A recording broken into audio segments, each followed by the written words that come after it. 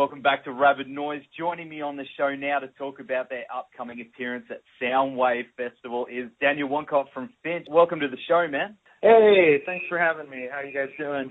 Very well, thanks, man. It's great to have you on the program tonight. You recently finished up the What It Is to Burn anniversary tour in the States. How was the reaction from the fans to that tour?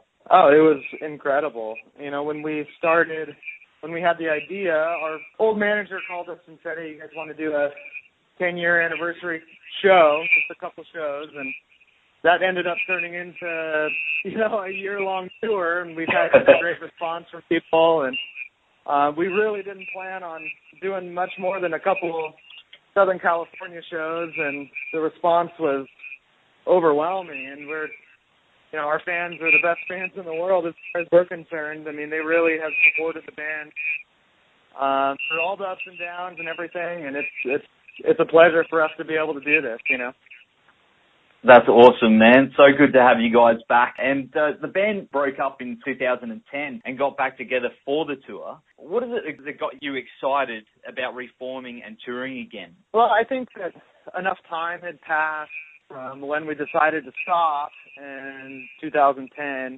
And, the premise was, hey, let's make this a celebration of What It Is to Burn and that record. And I think with that premise, everyone was excited to participate. There wasn't a lot of talks about, hey, you got to join the band and sign on the dotted line. And none of that. It was just, hey, let's get together, do a couple shows, celebrate a record that's important to us and important to our fans. And, it was pretty casual in that sense. It wasn't a big formal decision to get the band back together. So, but from there, it just kind of took off, and excitement just kind of slowly built over the year. And when we saw the touring take off and the response from our fans, and, we have been very motivated by the fan response.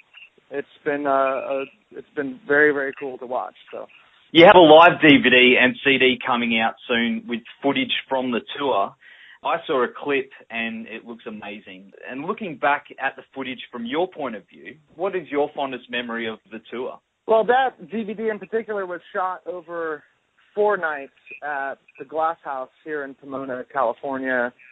And I think that fondest memory, would have to be those 4 nights. We booked one night at the Glass House, and it sold out in minutes, and then the second one sold out in minutes, and we booked 2 more, and those sold out in minutes, and it was pretty overwhelming for us to really, because you can imagine, we decided to get back together and do 1 or 2 shows, and they fell out incredibly fast, more than anyone had anticipated.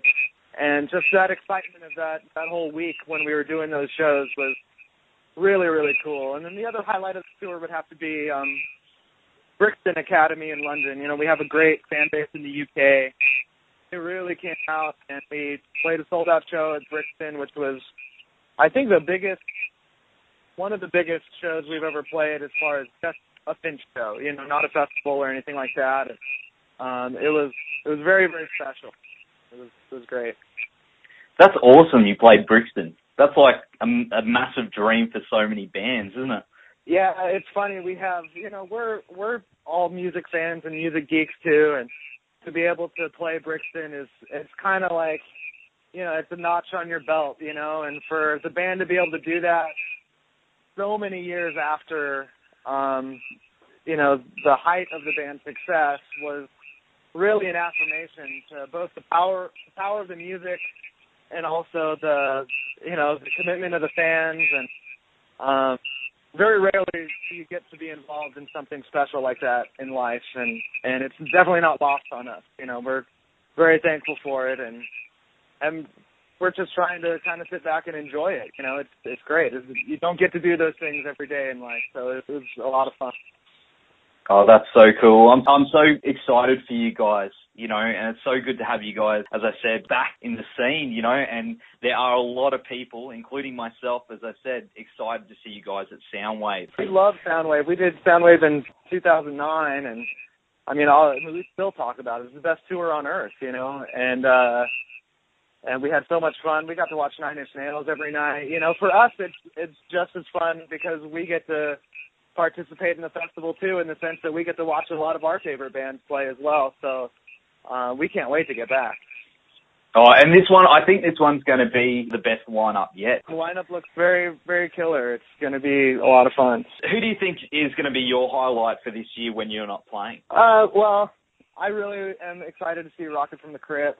I'm very excited to see Green Day because I've never seen Green Day before. It's funny, like, you know, I've been a fan of them, you know, since I was a kid. You know, I bought Dookie the day it came out in '94. You know, in middle school, and for whatever reason, I never got to a Green Day show, and so this is going to be pretty cool for me personally to be able to watch Green Day for, you know, five dates in a row. You know, it's going to be pretty cool. I've seen them a couple of times here. I actually proposed to my wife at a Green Day show in Melbourne. So, that's great. Yeah, I hope she said yes. Yeah. Well, it all worked out. So. Yeah, that's good.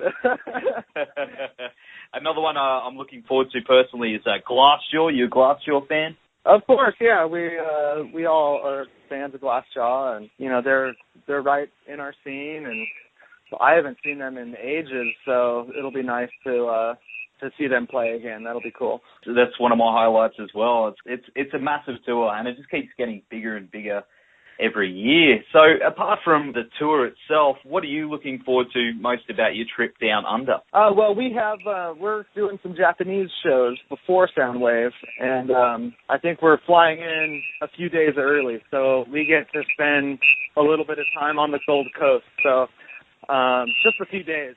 So I'm excited.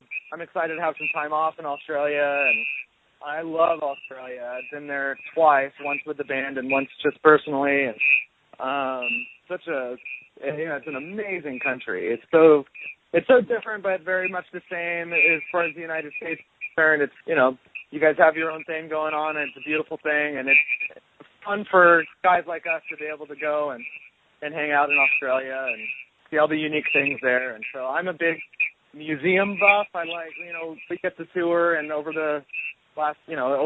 my touring career with Finch, I've been able to see a lot of cool things and visit a lot of museums, sites, and things, and I try and take time to do that while I'm out, you know, instead of just sitting in the hotel room. So yeah, it's going to be a great trip for you guys, I think. So what are your plans for Finch after this tour? Can we expect maybe a new album, or are you planning on coming back later in the year? Or well, we made an announcement, you know, after our last show here in LA. After the last What It Is to Burn show, that we were not breaking up, and we don't have a clear-cut plan for the future, but we don't have any intention of necessarily stopping. We actually have a couple shows booked in the United States that won't be What It Is to Burn shows, and we're not sure what exactly we're going to do for those. Figure it out, and you know, we're really enjoying playing together right now, and you know, we just have to really give credit to our fan base for really reminding us and showing us that this is all worth doing, and people are there and they want to listen, and they're very appreciative of what we've done over the years, and it's pretty humbling and also very exciting. So we're looking forward to the future. We don't have any concrete plans, no announcements or anything like that, but we will be, you know, working at Finch a little bit and seeing what happens. So I got to say, I've got my fingers crossed for a new album, but no pressure. Yeah. Just throwing it out there. Yeah, no problem. I mean, we're not going to make any guarantees right now. We really don't know exactly what we're going to be doing, and as soon as we do, you know, we will definitely let our fans know. You know, we've jerked our fans around a little bit in the past, and we don't have any intention of doing that this time around. As far as letting them know what we're doing or what they can expect, and so we want to be as clear cut as we can. But right now, we just don't have those concrete answers to give. So that's you don't just play it by ear, and we'll still be there listening to your music. So. Yeah, yeah, we appreciate it. We're going to go to my favorite Finch track, Daylight, and then we'll follow that up. Oh, great, cool. Track. Yeah, we're going to follow that up with the classic track, What It Is to Burn, of course. Thanks so much for taking the time to be on the show tonight, Daniel, and really looking forward to seeing you guys in Brisbane on the 22nd of February for Soundwave. Yeah, we can't wait to get out there. It's the highlight of our year, for sure.